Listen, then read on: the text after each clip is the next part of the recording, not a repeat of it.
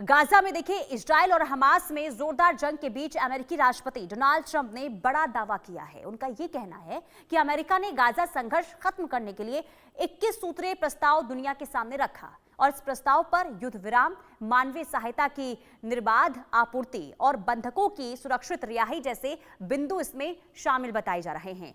Trump ने संकेत ये दिया है कि गाजा संकट के समाधान के प्रयासों में बड़ी प्रगति हुई है और उन्होंने संयुक्त राष्ट्र महासभा से इतर अरब और मुस्लिम नेताओं के साथ चर्चा के दौरान स्थायी सीज फायर स्थापित करने के उद्देश्य से एक विस्तृत 21 सूत्रीय योजना पेश की है। तो वहीं ईरान ने इजरायल और अमेरिका के हमलों के बावजूद यूरेनियम संवर्धन में जो ना छेड़ने की जो कसम खाई थी, उन्होंने इसे अपना राष्ट्रीय गौरव और वैज्ञानिक उपलब्धियों का प्रतीक बताया है। ईरानी राष्ट्रपति पेजेश्कियान ने यह कहा कि अमेरिका ये चाहता है कि हम अपना सारा जो समृद्ध है यूरेनियम उन्हें सौंप दें और बदले में वो हमें प्रतिबंधों से 3 महीने की छूट दें। ये किसी भी तरह से मंजूर नहीं है। ईरान ने यह भी कहा कि हम इस बात की गारंटी कौन देगा कि इजरायल हमारे परमाणु ठिकानों पर हमला नहीं करेगा। अब तक ऐसी गारंटी नहीं मिलती है। ईरान अपने यूरेनियम संवर्धन स्तर को कम करने पर विचार नहीं करेगा। तो कुल मिलाकर देखिए, जो वार्ता हुई है इसके बाद कई तरीके से दावे सामने आ रहे हैं, लेकिन रिपोर्ट के जरिए आपको एक बार फिर समझाने की कोशिश करते हैं कि आखिर दोनों देशों की क्या प्रतिक्रिया इस पूरे मामले को लेकर सामने आ रही है। गाजा संकट सुलझाने की तैयारी में ट्रंप, अमेरिकी राष्ट्रपति ने दिया 21 सूत्रीय शांति प्रस्ताव। ईरान को ट्रंप का ऑफर, यूरेनियम करो सरेंडर। गाजा में हमास के ठिकानों पर इजरायल का प्रचंड प्रहार जारी है। गाजा में इजरायली सेना और हमास के बीच भीषण लड़ाई चल रही है और इस बीच अमेरिकी राष्ट्रपति ट्रंप ने अरब और मुस्लिम नेताओं के साथ हाल ही में गहन चर्चा के बाद मिडिल ईस्ट कूटनीति में बड़ी प्रगति के संकेत दिए। अरब और मुस्लिम नेताओं के साथ हालिया चर्चाओं के बाद ट्रंप ने गाजा में अस्थायी सीज फायर स्थापित करने के लिए एक विस्तृत 21 सूत्रीय योजना पेश की। इस योजना में हमास द्वारा बंधकों की 48 घंटों के अंदर रिहाई और युद्ध समाप्ति के बाद गाजा के पुनर्निर्माण का रोड मैप शामिल है। ट्रंप ने कहा कि मध्य पूर्व में मानवता हासिल करने का हमारे पास एक बेहतरीन मौका है। सभी लोग पहली बार किसी खास चीज के लिए तैयार हैं।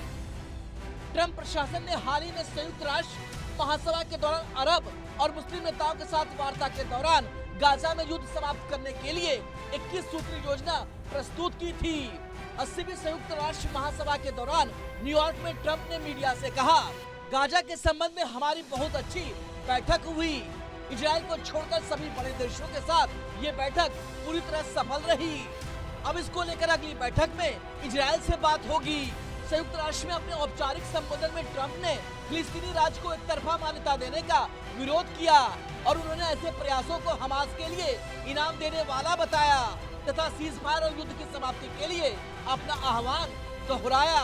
अब भले ही ट्रंप गाजा में शांति की कोशिश में जुटे हो, लेकिन इस बीच ईरान के राष्ट्रपति ने अमेरिका को लेकर बड़ा खुलासा किया है।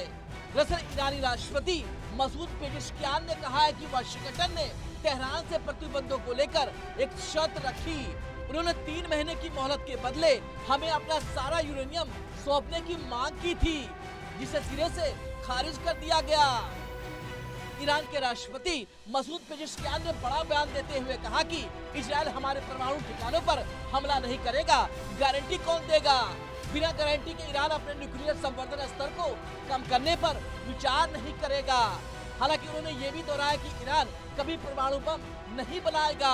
अमेरिका चाहता है कि हम अपना सारा समृद्ध यूरेनियम उन्हें सौंप दे और बदले में वे हमें प्रतिबंधों से 3 महीने की छूट देंगे। अमेरिका का प्रस्ताव मंजूर नहीं है। ईरान ने प्रतिबंध के आगे नतमस्तक नहीं होने का दृढ़ निश्चय लिया।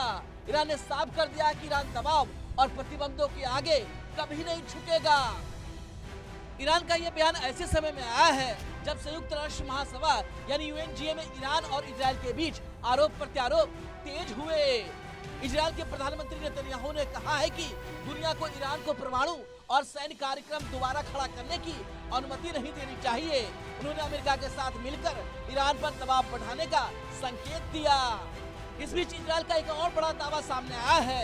इजरायल ने कहा कि नतांज के परमाणु ठिकानों पर तेजी से निर्माण जारी है। ईरान अघोषित परमाणु ठिकानों पर तेजी से निर्माण कर रहा है। वैसे जून 2025 में इजरायल और अमेरिका ने ईरान के परमाणु ठिकानों पर हवाई हमले भी किए थे। ईरान की अर्थव्यवस्था पहले ही अमेरिकी और पश्चिमी प्रतिबंधों से जूझ रही है। अगर नए यूएन प्रतिबंध सख्ती से लागू होते हैं तो तेहरान और अधिक आक्रामक रुख अपना सकता है। दूसरी ओर इजरायल का कड़ा विरोध और अमेरिका का समर्थन इस मुद्दे को मध्य पूर्व में बड़े टकराव की ओर धकेल सकता है। Bureau report, India news. तो देखिए, ट्रंप और खामनेई की जो मुलाकात हुई, इससे कुछ हद तक ये लगा कि कहीं ना कहीं जो लगातार स्थिति बनी हुई है उस पर कहीं ना कहीं सहमति बन जाए, यानी कि गाजा में जो संघर्ष की स्थिति देखने को मिल रही है उसमें सुधार हो। लेकिन ट्रंप ने जो खामनेई के सामने शर्तें रखी है उस पर साफ तौर पर ईरान की तरफ से ये कहा गया है कि हम जो बातें कही गई है ट्रंप की तरफ से उस पर हम आखिर कैसे अमल करें। यानी कि आप बातें तो कह रहे हैं कि हम गाजा में जो स्थिति बनी हुई है उसे हम सुलझा देंगे, लेकिन सबसे पहले आइए ये हम बात कर लेते हैं कि आखिर ट्रंप और खामनेई के बीच में क्या बातें हुई हैं और ईरान की तरफ से आखिर इसके जवाब में क्या कहा गया है। देखिए, ईरान के सामने ट्रंप ने जो ऑफर रखा है, ईरान पर लिए प्रतिबंध हटा लिए जाएंगे, ये कहा गया है अमेरिकी राष्ट्रपति की तरफ से। ईरान सभी संवर्धित यूरेनियम सरेंडर करे, ये भी कहा गया। ईरान पर लिए प्रतिबंध हटा लिए जाएंगे, ये अमेरिका की तरफ से कहा गया है, यानी कि ये शर्तें रखी गई, ये ऑफर रखा गया है। मिसाइल और एटमी मिशन नहीं रुकेगा, ये ईरान की तरफ से कहा गया। एटमी मिशन को और भी ताकतवर बनाने का प्लान है। इसके अलावा सारे दुश्मनों पर नजर है, ये ईरान ने भी कह दिया है। यानी कि देखिए किस तरीके से बातचीत हुई है, हम दुश्मन को पूरी ताकत से जवाब देंगे। ईरान साफ साफ और सीधे शब्दों में ये कह रहा है कि हम हर एक बात का जवाब देंगे। और इसके अलावा ईरान ये भी कह रहा है, अब अमेरिका क्या कह रहा है, देखिए ईरान पर लिए प्रतिबंध हटा लिए जाएंगे, यानी कि ईरान पर जो प्रतिबंध लगाए गए हैं उसे हटा लिए जाएंगे, ये डोनाल्ड ट्रंप की तरफ से कहा गया है। लेकिन देखिए, एक तरफ स्टैंड खामनेई का क्लियर है, तो दूसरी तरफ अगर हम बात करें डोनाल्ड ट्रंप उन्होंने जो शर्त रखी है उससे क्या खामनेई मानेंगे, ये भी देखना होगा। ये जरा समझ लेते हैं जो अभी स्थिति बनी हुई है अमेरिका और ईरान के बीच में, इसे लेकर जानकार क्या कह रहे हैं, आइए समझ लेते हैं। हमारे साथ देखिए मेहमान जुड़ चुके हैं, हमारे साथ विदेश मामलों के जानकार यानी कि प्रोफेसर मनोज कुमार जुड़ चुके हैं। इसके अलावा डिफेंस एक्सपर्ट कर्नल दिनेश नैन भी जुड़ चुके हैं। आप दोनों का बहुत स्वागत है इंडिया न्यूज पर। सबसे पहले कर्नल दिनेश नैन सर, मैं आपके पास आऊंगी, क्योंकि जो ट्रंप और खामनेई की जो बातचीत हुई है, जो अमेरिका की तरफ से शर्तें रखी गई है ईरान की तरफ से, इसे आप किस तरीके से देख रहे हैं?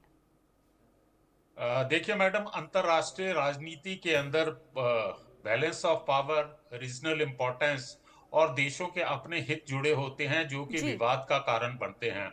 अब ये जो हालिया के अंदर जो यूनाइटेड नेशन जनरल असेंबली के अंदर का जो डिस्कशन हुआ, जिसमें वेरियस एस्पेक्ट्स निकल कर आए हैं, चाहे वो गाजा के अंदर शांति है, ईरान का जो है परमाणु कार्यक्रम है, उसके ऊपर जो है ये खबरें निकल कर आ रही हैं। अमेरिका ने जिस प्रकार की डील ऑफर की है, तो मुझे नहीं लगता है कि कोई भी एक सॉवरेन कंट्री जो है वो इस प्रकार की डील को एक्सेप्ट करेगा कि आप हमें एनरिच यूरेनियम दे दीजिए और हम आपके ऊपर से जो इकोनॉमिक सैंक्शन लगी हुई हैं 3 महीने के लिए हटा देंगे। लेकिन इसके साथ साथ जो इम्पोर्टेंट बात आ जाती है कि जो ईरान के सिक्योरिटी कंसर्न्स हैं उसके बारे में किसी प्रकार की कोई बातचीत या कोई गारंटी नहीं गई। ईरान के अपने डोमेस्टिक रीजन है, ईरान के लिए अपनी सुरक्षा का कारण है, क्योंकि सेंट्रल एशिया के अंदर जो है मिडिल ईस्ट के अंदर जो है ईरान के भी दुश्मन है। उसको क्या गारंटी है कि इजराइल उसके ऊपर हमला नहीं करेगा, सऊदी अरेबिया उसके ऊपर हमला नहीं करेगा। तो ऐसी स्थिति के अंदर जो है ये सुरक्षा का एक चिंता है उनके लिए, और दूसरा ईरान के लिए जो है और भी कई कारण है कि उसके ऊपर जो है फॉरेन इंटेलिजेंस एजेंसीज के टाइम टू टाइम चाहे साइबर अटैक है या उनकी इंटरनल प्रॉब्लम के अंदर इंटरफियर करते हैं, उनके डोमेस्टिक हैं, क्योंकि इनके ऊपर जो इकोनॉमिक सैंक्शन लगी हुई हैं उसकी वजह से ईरान की काफी आर्थिक स्थिति जो है वो खराब हालत में चल रही है। ईरान के अंदर जो है लोगों के अंदर विद्रोह, लोगों के अंदर एक प्रकार का गुस्सा है प्रेजेंट रिजीम के लिए। तो इन सब बातों को मद्देनजर रखते हुए मुझे नहीं लगता है कि कोई भी देश जो एक स्वतंत्र देश है, जिसकी अपनी पॉलिसी है, वो इस प्रकार से जो है यूएस के सामने बो डाउन होगा। हालांकि पास्ट के अंदर भी जो है इन लोगों के अंदर एक प्रकार का ट्रस्ट डेफिसिट है ईरान और अमेरिका के अंदर। अमेरिका ने जो है हाल ही में जून के महीने में उनके परमाणु फैसिलिटीज के ऊपर अटैक किया है। जी। तो मुझे नहीं लगता जब तक कि कोई सिक्योरिटी गारंटी नहीं दी जाती है तब तक मुझे नहीं लगता है कि इस बात के ऊपर आगे कोई और बात को और आगे ईरान ये बढ़ाया कह जा भी रहा सकता है कि जब तक मुझे गारंटी नहीं मिलेगी इस पर हम आगे कुछ कह नहीं सकते हैं। ठीक है, प्रोफेसर मनोज कुमार जी, मैं आपसे ये समझना चाहूंगी, जरा आप भी समझाइए कि जो शर्तें रखी गई, जो डील यहाँ पर रखी गई है अमेरिका की तरफ से ईरान के सामने, इसे आप किस तरीके से देख रहे हैं और क्या वाकई में जो अमेरिका ने डील रखी है वो ईरान के लिए सही होगा?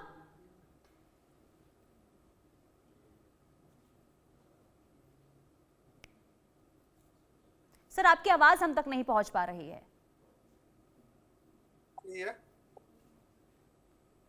हेलो जी, अब पुनीता आई। जी, आवाज जी आ जी रही है? आवाज जी सर, अब आवाज आई, अब बोलिए। हाँ हाँ जी पुनीता जी, देखिए अभी जैसे यूएन सिक्योरिटी काउंसिल और जनरल असेंबली में विश्व के सारे देश जिस तरीके से मिले, और आप देखिए तो खास करके ईरान और इजराइल का जो कन्फ्लिक्ट्स है वो एक दिन का कन्फ्लिक्ट्स नहीं है। और जिस तरीके से अभी अमेरिका ने एक 21 सूत्रीय जो एजेंडा रखा है उसको एक तरीके से बाध्य करने के लिए, तो मुझे लगता है कि कोई भी सॉवरन स्टेट जो आज लगभग 193 देश हैं जो यूएन के मेंबर है, उसमें ईरान का एक अपनी एक भूमिका है। और हर तरीके से जिस तरीके से अपने आप को इंडीच किया है हर मामले में, और जिस तरीके से अमेरिका का जो डबल स्टैंडर्ड है वो पूरे विश्व के सामने एक्सपोज हुआ है। क्योंकि आप देखिए इसके पहले अभी जैसे हमारे पहले डिफेंस एक्सपर्ट जो बता रहे थे कि इसके पहले जो उसका जो न्यूक्लियर प्लांट था उसको यूएस ने किस तरीके से डिस्ट्रॉय किया, क्योंकि पहले वो पीस की बात करते थे, शांति की बात करते थे, और इजराइल के साथ कन्फ्लिक्ट था और युद्ध विराम करते करते वो खुद युद्ध में कूद पड़ा अमेरिका। तो मुझे लगता है कि आज कहीं ना कहीं एक जो ट्रस्ट डेफिसिट है अमेरिका का, वो सिर्फ ईरान के साथ ही नहीं, लगभग विश्व के जितने भी मेजर्स कंट्रीज हैं उनके साथ एक तरीके से एक्सपोज हो चुका है। और ट्रंप के आने के बाद से जिस तरीके से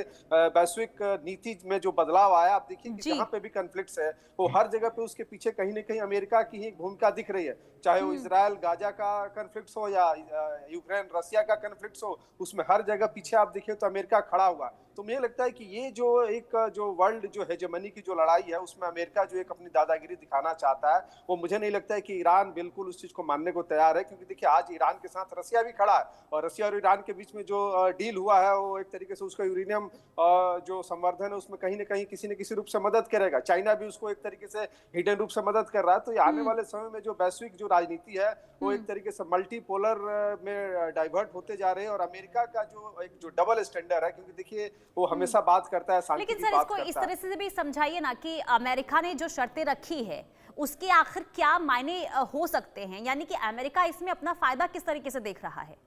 देखिए पुनीता जी, बिल्कुल जब कोई भी नेशन जब शर्त रखता है तो ये वन साइडेड नहीं होना चाहिए। और उसमें बिल्कुल ईरान के इंटरेस्ट को कहीं से ध्यान नहीं रखा गया है। और उसमें जिस तरीके से आज वर्ल्ड के सामने जो क्राइसिस हम सब देख रहे हैं, आप देखिए वर्ल्ड के हर रीजन में कन्फ्लिक्ट हो रहा है। तो उस कन्फ्लिक्ट के पीछे का उद्देश्य क्या है? ये जितने भी डिफेंस के जो डील करने वाले जो देश उन्हीं का बेनिफिट्स हो रहा है। और इसमें खास करके जो नेशन अपने आप को एम्पावर करने का प्रयास कर रहा है उसको एक तरीके से जो विश्व की जो मजबूत शक्ति वाले देश है उसको डिस्ट्रॉय करना चाहते हैं। तो एक तरफा संधि कोई भी देश मानने को बाध्य नहीं हो सकता है आज के 21st सेंचुरी में। और रही बात, अमेरिका हमेशा अपने इंटरेस्ट के लिए काम करता है। और उसका जो एक आप देखिए जिस तरीके से जब से उनका नोबेल पीस प्राइज के लिए जिस तरीके से ट्रंप आगे बढ़ रहे थे और जब से उस एजेंसी ने उनके नाम को ड्रॉप किया है, तो आज वो यूक्रेन के साथ खड़े होते हुए दिख रहा है। और इसीलिए आप देखिए रसिया यूक्रेन भी क्राइसिस बढ़ते जा रहा है। तो आप इससे अंदाजा लगा सकते हैं कि आज अमेरिका ने अपने डोमेस्टिक पॉलिसीज में और खास करके जो आंतरिक जो उसकी अर्थव्यवस्था है वो घिर चुका है। और उस इकोनॉमी को बढ़ाने के लिए जिस तरीके की गतिविधि अपना रहे हैं, क्योंकि उनको पता है कि जहां जहां युद्ध होगा उनका व्यापार बढ़ेगा, उनका डिफेंस बढ़ेगा। आप देखिए किस प्रकार से यूक्रेन के साथ में उनकी जो डील एग्रीमेंट हुआ है डिफेंस के मामले में, वो कहीं ना कहीं उनके इकोनॉमिक को ग्रोथ करता है। तो मुझे लगता है कि ये जो एजेंडा है, जो 21 सूत्रीय जो एजेंडा इन्होंने रखा है ईरान के सामने, मुझे नहीं लगता है कि ईरान बिल्कुल इससे सहमत होगा। क्योंकि इसके पहले उसके ऊपर जो 10 साल पहले जो बैन लगाया गया था, और अभी फ्रांस, यूके और जर्मनी ने जिस तरीके से यूनाइटेड जनरल असेंबली में फिर से उसको 10 आगे के लिए प्रतिबंध लगाया है, तो आप समझ सकते हैं कि उसकी अर्थव्यवस्था ऐसे डिटोरेट कर रही है। और उसके बाद 21 सूत्रीय जो लेके आए हैं उसमें उसकी अर्थव्यवस्था और खराब होगी। तो मुझे लगता नहीं है कि ईरान इस चीज को मानने को बाध्य होगा। बिल्कुल, और यही वजह है कि ईरान ने देखिए साफ इनकार भी कर दिया है। मैं आपसे समझना चाहूंगी दिनेश नैन सर, देखिए, ईरान तो अपने स्टैंड पे क्या लगता है कायम रहेगा, हालांकि अभी तो नकार दिया गया है अमेरिका के सामने जो शर्त रखी गई है, लेकिन आने वाले दिनों में, यानी कि अगर ये डील नहीं हुई और अगर होती है तो किस तरीके से प्रभाव इसका देख सकते हैं और बाकी देशों पर इसका असर कैसे देखने को मिलेगा? मैडम, मैं पहले आपसे रिक्वेस्ट करूंगा, मेरा नाम को करेक्ट करवाइए। My name is colonel Dinesh Sharma, not colonel Nain. ठीक है अपनी सर। टेक्निकल टीम को जरा रिक्वेस्ट कीजिएगा, जरा ठीक है सर। नैन की जगह शर्मा लिखते हैं। जी जी। मैम। अब देखिए, ऐसा है मैडम, अगर आप ईरान की हिस्ट्री के ऊपर जाते हैं तो ईरान ने आज तक जो है 1979 के बाद जो है ईरान इराक का युद्ध चला, इतने सालों तक चला। फिर उसके बाद जो है बाकी जिस ढंग से इन्होंने प्रोग्रेस की थी, तो ईरान ने आज तक जो है कभी किसी भी कंट्री के सामने घुटने नहीं टेके हैं। उन्होंने अपना आत्मसम्मान, अपने राष्ट्र का हितों के ऊपर पूरा ध्यान दिया है। देखिए, पिछले 10 साल से इनके ऊपर, ईरान के ऊपर वेस्टर्न वर्ल्ड ने और खासकर अमेरिका ने जो है काफी हद तक जो है इकोनॉमिक सैंक्शन लगाई हुई हैं, लेकिन फिर भी ईरान जो है अभी सरवाइव कर रहा है। जी। एक सवाल उठता है कि ऑल ऑफ ए सडन जो है अमेरिका इस प्रकार की डील जो है वो ईरान को क्यों दे रहे हैं कि आप हमें बिल्कुल। पूरा अपना एनरिच यूरेनियम जो हमें दे दीजिए और हम आपके लिए सिर्फ 3 महीने के लिए जो है इकोनॉमिक सैंक्शन हटा देंगे। अरे भाई, इसका क्या मतलब हुआ? और आपने ये भी क्लैरिफाई नहीं किया कि एनरिच यूरेनियम जो अगर बाई चांस लेट से मान लेते हैं कि ईरान आपको दे देता है, तो आप उस एनरिच यूरेनियम का क्या करेंगे? दूसरा जो है, पूरे वर्ल्ड के सामने जो प्रेसिडेंट ऑफ ईरान है, उन्होंने यूनाइटेड नेशन असेंबली के अंदर कहा है कि ईरान की कोई महत्व आकांक्षा नहीं है परमाणु बम बनाने के लिए। जब पूरे वर्ल्ड के सामने उनका एक प्रेसिडेंट इस प्रकार से कह रहा है, तो मुझे नहीं लगता है कि पूरे वर्ल्ड को किसी प्रकार से इस बात के ऊपर शक करना चाहिए। अगर वो इतनी पब्लिक स्टेटमेंट देते हैं और उसके बाद दोबारा जो है इस प्रकार के परमाणु बम बनाने के लिए वो अपनी कोशिशें जारी रखते हैं, तो उसके बाद जो है कि पूरा वर्ल्ड या पूरा यूनाइटेड नेशन उनके खिलाफ जो है कार्रवाई कर सकते हैं। लेकिन ये बहुत ही एक, it is a kind of a very humorous जो डील जो है ये ट्रंप साहब जो दे रहे हैं। इसके जी। साथ मैं दूसरी और बात को ऐड करना चाहता हूं। देखिए साहब, ट्रंप साहब का जो है ना अपना वेस्टेड इंटरेस्ट है। 9 सितंबर के बाद जो है डोनाल्ड ट्रंप के जो है बोल में बड़ा बदलाव आया है। जी। 9 सितंबर को जिस समय इजराइल ने कतर के ऊपर हमला किया था, उसके बाद जो है मिडिल ईस्ट के अंदर से आवाजें उठने लगी और उन लोगों को जो है अमेरिका ने जो सुरक्षा प्रदान कर रखी है मिडिल ईस्ट के अंदर, उनके ऊपर से उनका विश्वास उठ गया। और एक जीता जाता उदाहरण है ये सऊदी अरेबिया और अमेरिका, करेक्शन, सऊदी अरेबिया और पाकिस्तान के अंदर जो अपना डिफेंस पैक्ट हुआ है। तो ये भी एक प्रकार से खतरे की घंटी है जी। डोनाल्ड ट्रंप साहब के लिए। और इसीलिए जो है ऑल ऑफ ए सडन 9 सितंबर के बाद जो है ये 21 जो सजेशन दे रहे हैं गाजा के अंदर शांति स्थापित करने के लिए, ये वही डोनाल्ड ट्रंप है जो एक समय कहते थे कि गाजा से जितने भी पैलेस्टीनियन है उनको वहां से हटा दिया जाए और उसको दोबारा से रेनोवेट करके उसे एक प्रकार का आदर्श शहर बनाना जाए, प्लेस ऑफ टूरिज्म का बनाया जाए। इन्होंने जॉर्डन के किंग को भी प्रेशराइज किया था कि आप जो है जितने भी फिलिस्तीन हैं गाजा के अंदर उनको अपने देश के अंदर शरण दीजिए।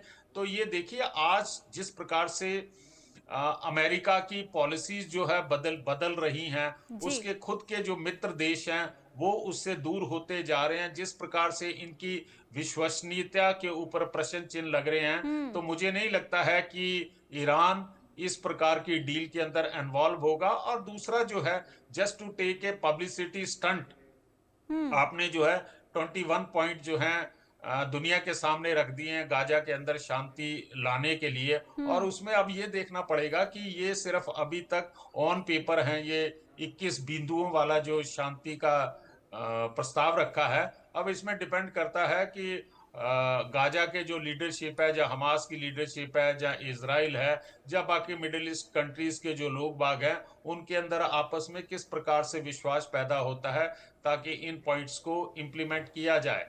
हाँ, गाजा मिडिल ईस्ट के अंदर जो है, मिडिल ईस्ट इस समय पूरा का पूरा जो है केंद्र बिंदु है। हाल के जो है यूएन जनरल असेंबली के अंदर भी मैक्सिमम बातें जो है मिडिल ईस्ट के ऊपर हुई हैं, चाहे वो ईरान का मामला है, चाहे जी। गाजा के अंदर शांति का मामला है, या ईरान के प्रेसिडेंट का कहना है कि हम परमाणु बम नहीं बनाना चाहते, या इस प्रकार की डील जो अमेरिका जो है ईरान को दे रहे हैं। तो इस समय जो है ठीक है। अंतरराष्ट्रीय राजनीति का जो मिडिल ईस्ट है वो एक केंद्र बिंदु बना है। अगर वहां स्टेबिलिटी रहती है तो पूरे वर्ल्ड के अंदर भी एक प्रकार से स्टेबिलिटी रहेगी। लास्ट पॉइंट मैं कहना चाहता हूं, ये जी। जो अमेरिका की कथनी और करनी के अंदर अंतर है, ये हमारे ऊपर जो है इन्होंने 50% टैरिफ लगा दिया, क्योंकि हम जो है रशिया से तेल खरीदते हैं। जी। अरे इनके जो एक मित्र हैं जो नाटो कंट्री के सदस्य हैं, तुर्की, वो यूक्रेन को जो है ड्रोन भी सप्लाई कर रहा है और रशिया से जो है ऊर्जा और पेट्रोल वगैरह खरीद रहा है। चाइना इनसे रशिया से खरीद रहा है। उन दो कंट्रीज के बारे में इनसे बिल्कुल भी कोई बात नहीं कर रहा है अमेरिका, और वो सीधा भारत के ऊपर है। तो ये अपने वेस्टेड इंटरेस्ट के लिए नहीं है, ये डोनाल्ड ट्रंप की एक प्रकार की ईगो प्रॉब्लम है कि भारत ने इसे नोबेल पीस प्राइज के लिए रिकमेंड नहीं किया, भारत ने ये नहीं एक्सेप्ट किया कि इसने जी। ऑपरेशन सिंदूर के दौरान जो है युद्ध रुकवाया है। तो इसकी अपनी पर्सनल जो है ईगो, वो अमेरिका की फॉरेन पॉलिसी के ऊपर हावी हो रही है। तो मुझे नहीं लगता है कि अमेरिका आने वाले दिनों में इन दो डील्स के अंदर किसी प्रकार की इन्हें सफलता मिलेगी। जी मैडम। यानी कि दोस्ती की बात तो करते हैं ट्रंप, लेकिन वो दिखाई तो देता नहीं है, और भारत के साथ भी उन्होंने ऐसा ही किया है। ठीक है, लेकिन मनोज सर, मैं आपसे समझना चाहूंगी, क्योंकि देखिए सर ने जिस तरीके से कर्नल दिनेश शर्मा ने सर ने कहा कि भारत और अमेरिका के बीच में जो रिश्ता हमने देखा, यानी कि दोस्ती की बात होती है, लेकिन टैरिफ को लेकर जिस तरीके से यहाँ पर वार किया जाता है अमेरिका की तरफ से, कुल मिलाकर अमेरिका का जो रुख अभी बदला हुआ नजर आ रहा है, उसे किस तरीके से समझा जाए? एक तरफ आप शांति की बात करते हैं, एक तरफ युद्ध विराम की आप बात करते हैं, दूसरी तरफ आप ऐसे शर्त रख देते हैं, यानी कि ये माना जाए कि अभी कोई भी कदम अमेरिका की तरफ से उठाया जा रहा है तो कहीं ना कहीं इसका फायदा खुद अमेरिका देख रहा है, और यही वजह है कि तमाम तरीके से जो शर्तें ईरान के सामने रखी गई है, ईरान का क्या रुख है वो हम भी देख रहे हैं। तो कैसे समझा जाए इस वक्त अमेरिका के रुख को? देखिए पुनीता जी, एक चीज तो हम सब जानते हैं कि आज वर्ल्ड के जितने नेशन है वो सब सॉवरन स्टेट है, और सबको अपने डिसीजन और अपने आर्थिक विकास करने की, चाहे आंतरिक हो या बाहरी हो, ये निर्णय लेने की क्षमता है। और आज के डेट में, इस 21वीं शताब्दी में, कोई भी देश किसी के डिक्टेट में या उसके एक तरफा डिसीजन के साथ खड़ा नहीं हो सकता, और आज अमेरिका वही करना चाह रहा है। क्योंकि आप देखिए भारत और अमेरिका के बीच में जो संबंध है, आप देखिए कि मुझे दिख रहा है, और मुझे लगता है कि पूरे वर्ल्ड को दिख रहा है कि अमेरिका ने चाइना को कंटेन करने के लिए उसने भारत के साथ एक तरीके से जो एक एंगेजमेंट किया, और पिछले 15-20 सालों में जो एक तरीके से भारत और अमेरिका के बीच में ट्रस्ट बिल्डअप हुआ, लेकिन ट्रंप ने आज आके उसको एकाएक समाप्त कर दिया। दूसरी तरफ आप देखिए आज यूक्रेन और रशिया के क्राइसिस को भारत को जिम्मेदार खड़ा कर रहा है कि भारत के चलते युद्ध हो रहा है। तो ये मुझे लगता है कि अमेरिका पूरी तरीके से हतोत्साहित हो चुका है, और उसे आज देखिए, आज वर्ल्ड में आप देखिए कि वो ना चाइना को कंटेन कर पा रहा है और ना रशिया को कंटेन कर पा रहा है, और उसी के लिए आज भारत को जिम्मेदार बता रहा है। तो मुझे कहते हुए बड़ा मतलब गौरवान्वित फील हो रहा है कि आज का जो नेतृत्व है, जो मोदी जी के नेतृत्व में जो भारत की सरकार चल रही है, वो अपने सॉवरेनिटी को बचाने के लिए अगर वो टैरिफ लगता भी है तो उससे कोई परवाह नहीं करना चाहिए, क्योंकि हमारे लिए संप्रभुता सबसे बड़ी चीज है। और भारत ने जिस तरीके से अमेरिका को, चाहे वो 50% टैरिफ हो या 100% की जो बात कर रहे हैं, बिल्कुल झुकने को तैयार नहीं है। ये दिखाता है कि भारत की सॉवरन जो पोजीशन है कितना स्ट्रांग है। तो मुझे लगता है कि ये देश, विश्व के सारे देश इस चीज को समझ रहे हैं और देख रहे हैं, और इसीलिए अमेरिका ऑब्वियस है कि जो ट्रंप की जो, आप देखिए एक तरफ से वो पाकिस्तान जैसे देश, लगभग विश्व में 150 टेररिस्ट अटैक हुए, और उसमें लगभग सारे जगह पे से पाकिस्तान के तार जुड़े हुए मिले, और आज उसके साथ हो, चाहे वहां का जो आर्मी है और वहां का जो नेतृत्व, उसके साथ ट्रंप एक डेलीगेशन कर रहे हैं, उसके साथ एंगेजमेंट कर रहे हैं, और उसके पीछे कहीं ना कहीं सिर्फ उनका पर्सनल इंटरेस्ट है। वो 9/11 की घटना को भी भूल चुके हैं। तो मुझे लगता है कि वो अमेरिकन जनता के साथ भी एक तरीके से विश्वासघात कर रहे हैं अपने पर्सनल फायदे के लिए। तो ये जो उनका जो डबल स्टैंडर्ड है अमेरिका का, वो मुझे नहीं लगता है कि आज आने वाले देश में कोई भी देश इस चीज को मानने